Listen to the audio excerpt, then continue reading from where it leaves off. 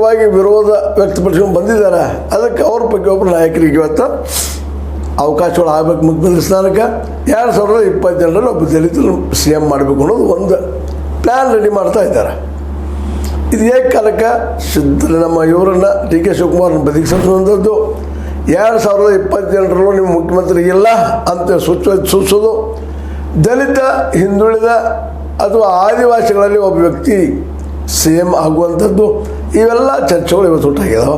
ಇದಕ್ಕೆ ಅನುಕೂಲ ಆಗುವಂಗ ಇವತ್ತು ಸಿದ್ದರಾಮಯ್ಯವರು ಈಗಾಗಲೇ ಜಾತಿ ಗಣತಿ ಮಾಡಿಸಿದ್ದಾರೆ.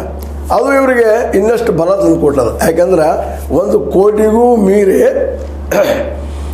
ದಲಿತರಿದ್ದಾರೆ ಅನ್ನೋದು ಆ ರಿಪೋರ್ಟಿಂದ ಕಂಡು ಬರ್ತದೆ. ಅದೇನು ಪಬ್ಲಿಷ್ ಆಗಿಲ್ಲ, ಅದು ಪಬ್ಲಿಷ್ ಮಾಡಿಕೊಡ್ತಾ ಇಲ್ಲ.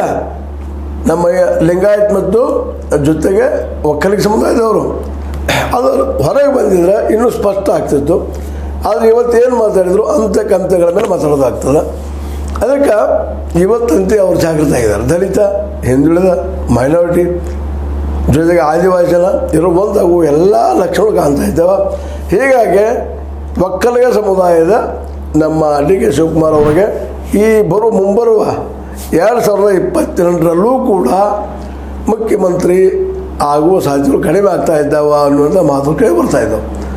ಅದಕ್ಕೆ ತಮ್ಮ ಕ್ಯಾಂಡಿಡೇಟನ್ನು ನಿಲ್ಲಿಸುವ ಸಲುವಾಗಿ ಅಧ್ಯಕ್ಷರಿದ್ದವರು ವಿಶೇಷವಾಗಿ ಏನಾಗ್ತಾರಪ್ಪ ಅಂದ್ರೆ ಮುಖ್ಯಮಂತ್ರಿ ಆಗ್ತಾರಲ್ಲ ಒಂದು ಸಂಪ್ರದಾಯ ಅದನ್ನು ಆಗಬೇಕಂತಿಲ್ಲ.